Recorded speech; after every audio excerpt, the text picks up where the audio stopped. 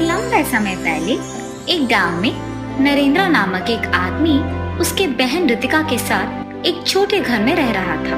बचपन में ही उनके माँ बाप का देहांत होने के कारण वो उसके बहन का ख्याल रखता था। नरेंद्र उसकी बहन के लिए पढ़ाई छोड़कर दिन रात मेहनत करता था और पैसे कमा के उसकी बहन को पढ़ाता था। कुछ साल बाद जब उसकी बहन का कॉलेज में पढ़ने का समय आया तो उसके गांव में कॉलेज न होने के कारण उसे दूसरे शहर में पढ़ाता था। एक दिन उसकी बहन दोस्तों के साथ बाहर जाती है। वहाँ वो पहली बार फ्रेंच फ्राइज खाती है। वो बहुत ही स्वादिष्ट होने के कारण उन्हें बनाने का विधि भी देखती है।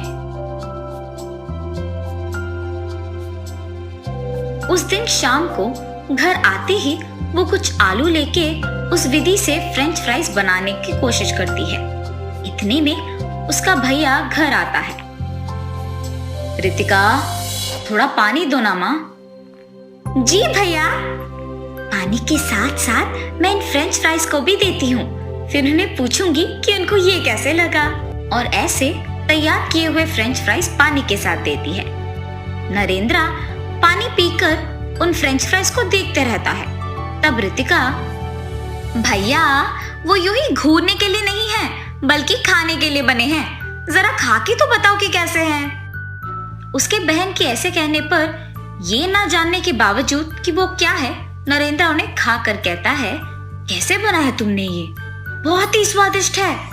हमारे गांव में तो मैंने इसे कभी नहीं खाया। भैया इन्हें मैंने ही बनाया। और तब वो उसके भैया को जो कुछ भी हुआ बताती है। भैया मेरे पास एक अच्छा विचार है। क्या है वो रितिका? हमारे गांव में फ्रेंच फ्राइज के बारे में किसी को भी नहीं पता है, इसीलिए हम एक फ्रेंच फ्राइज का दुकान लगा के इन्हें बेचेंगे। तब बहुत लाभ होगा। बच्चे और बड़े इसे एक ही समान पसंद करेंगे और तुम्हें भी ज्यादा काम करने की जरूरत नहीं पड़ेगी। बात तो सही है, मगर इन्हें बनाना तो मुझे नहीं आता है ना रितिका। मुझे आता है ना भैया, मैं आपको इन्हें बनाना सिखाऊंगी। ठीक है माँ। और ऐसे वो अपने भैया को फ्रेंच फ्राइज बनाना सिखाती है। मुझे तो इन्हें बना के बेचना पसंद ही नहीं है, पर मेरे बहन के खातिर मैं ये करूंगा, तब उसे बहुत खुशी होगी। बेटा इन्हें बनाना तो बड़ा आसान है और हमारे गांव में भी आलू का दाम कम है। ये सब मैं तुम्हारे ही लिए कर रहा हूँ। ये कह के नरेंद्र आलू को खरीद के एक नया दुकान लगा के फ्रेंच फ्राइज बना के उन्हें बेचने लगता है। उसी तरफ जाते हुए सारे लोग फ्रेंच फ्राइज का एक नया दुकान दिखने पर वहीं जाकर खरीदने लगते हैं और उन्हें बहुत पसंद करते हैं। अंकल ये फ्रेंच फ्राइज तो बहुत ही स्वादिष्ट है। ये बच्चों के लिए ही नहीं बल्कि बड़ों के लिए भी मन पसंद बन गए हैं अब। अब तक तो हमारे गांव में इन्हें किसी ने नहीं बेचा। ये बहुत ही स्वादिष्ट है। ऐसे उसकी प्रशंसा करते हुए सभी खाते थे। कुछ साल में ही नरेंद्र का फ्रेंच फ्राइज व्यापार बहुत प्रसिद्ध होता है और वो बहुत सफल भी होता है। फ्रेंच फ्राइज को बनाने के लिए भी उसके नीचे कुछ लोगों को काम पे लगाता है। नरेंद्र को बहुत कम समय में व्यापार में इतना सफल होना देख गांव के लोग आश्चर्यचकित रह जाते हैं। नरेंद्र के बगल वाले दुकान का मालिक वंशी था।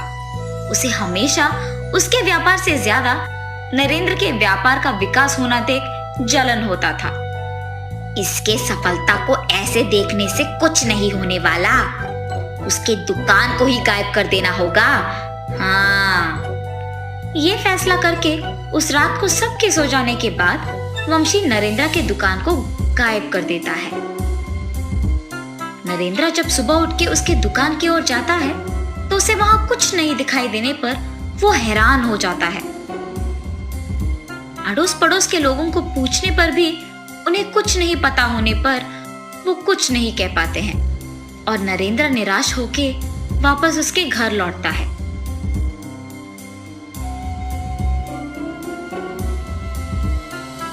नरेंद्र के घर पहुंचने के तुरंत बाद उसकी बहन कॉलेज से घर पहुंचती है और उसे खुशखबरी देती है कि उसे एक नौकरी मिल गई। लेकिन उसके भैया को दुखी देख पूछती है, भैया क्या हुआ, आप ऐसे क्यों हो? तब नरेंद्र उसे जो कुछ भी हुआ बताता है। आप निराश मत हो भैया, अब मेरा नौकरी लग गया है ना। आप पहले से भी बड़ा फ्रेंच फ्राइज का दुकान लगाइए और इस बार हम अपने दुकान के बाहर एक सीसी कैमरा भी लगाएंगे। कुछ दिन बाद रितिका उसके वादा के अनुसार ही उसके वेतन के पैसों को लाकर उसके भैया के हाथों में देती है। तब नरेंद्र उसी स्थान में पहले से भी बड़ा दुकान लगाता है और बाहर एक सीसी कैमरा को भी लगवाता है। उसका दुकान प्रसिद्ध होने के कारण सभी वापस उसी के दुकान आने लगते हैं और वही फ्रेंच फ्राइज खरीदते हैं। ये देख वंशी वापस उसके व्यापार को छोड़कर नरेंद्र के व्यापार के बारे में दुखी होता है। मैंने हमेशा नरेंद्र के व्यापार और उसकी उन्नति को देख रोया है, पर खुद के व्यापार पर कभी ध्यान नहीं दिया मैंने। अगर दिया होता तो आज मेरे व्यापार के साथ साथ मेरा भी सेहत ठीक होता, मैं ऐसे बीमार नहीं पड़ जाता। ये सोचते हुए दुखी होता है। इस तरफ नरेंद्र उसके बहन का कहा मानते हुए उसका व्यापार अच्छे से चलाता है। रितिका भी उसके भैया की इस नाम को देख बहुत खुश होती है और वो उसका नौकरी करते हुए अपने भाई के दुकान का भी ख्याल रखती है। ऐसे ही वो दोनों भाई बहन मेहनत करते हुए खुशी से जीते हैं।